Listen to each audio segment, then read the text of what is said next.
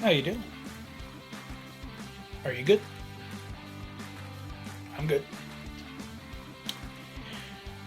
My name is Mario, and if you haven't seen any of my videos yet, this is a little hobby of mine where I like to come online, making YouTube videos, posting them wherever I can, and I like to talk about ways to fight against depression and anxiety. And the reason I do that is because I like to think that I have a very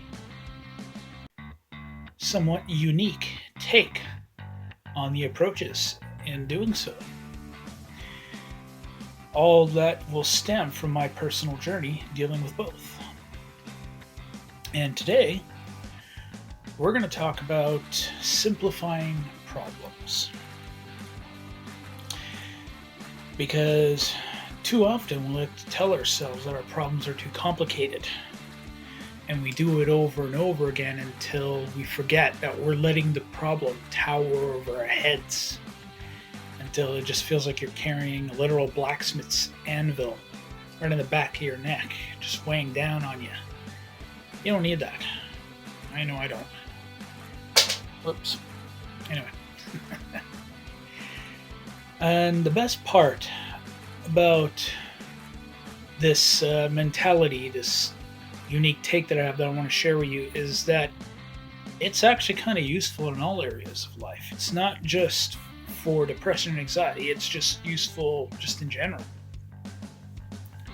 And the thinking is this: I like to think of my problems in a very similar way that I would walking from one side of one rope to another.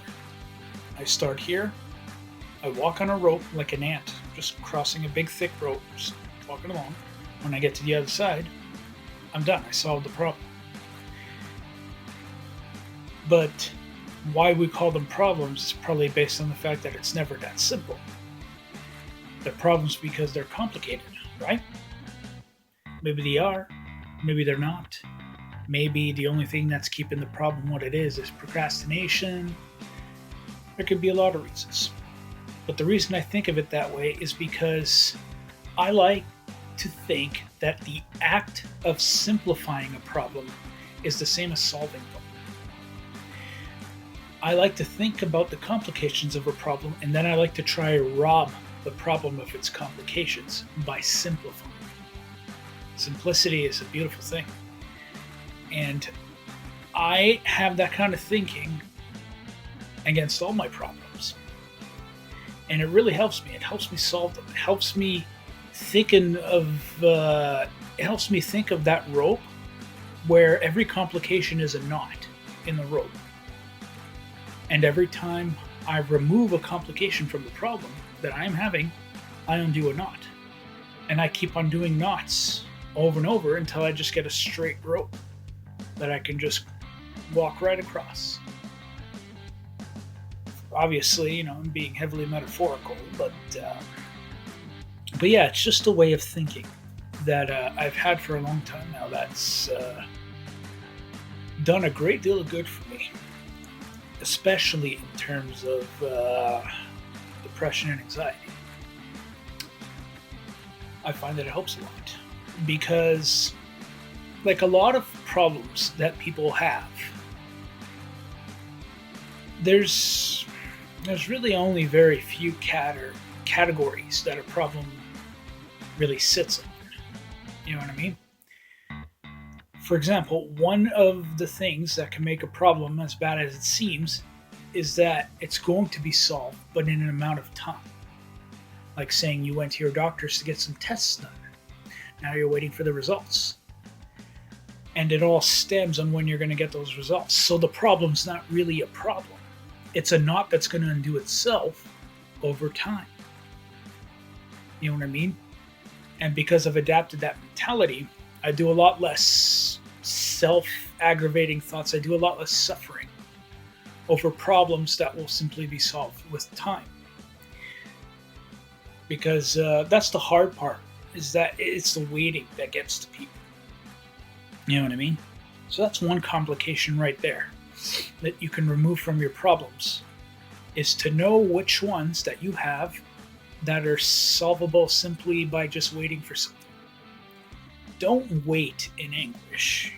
Don't aggravate yourself as you wait for it. Do the opposite. Distract yourself. Okay? When you're waiting for those results, just in the meantime, really forget that you're waiting for it. Let it happen naturally. Then there's other problems where the solution is fairly simple, but you got to go out of your way to take care of it. It's not a thing of time; it's a thing of distance. Like, for example, say you have to renew a health card or something, and all of the aggravation comes from the fact that you have to drive down to whatever your nearest, like for up here in Canada, we call it Service Ontario, because I'm in Ontario.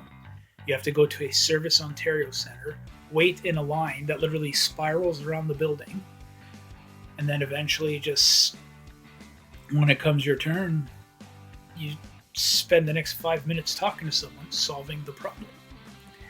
So there is a solution. It's just a distance solution. You have to go do something. Do it. You know what I mean? You'll feel better. You'll feel a lot better. And while you're at it, bring a distraction or two with you if there's waiting involved along with the distance. Anything, music, a book, doesn't matter.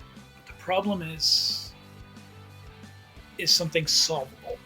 You just gotta leave the house and run the errand, and you'll feel much better when it's gone.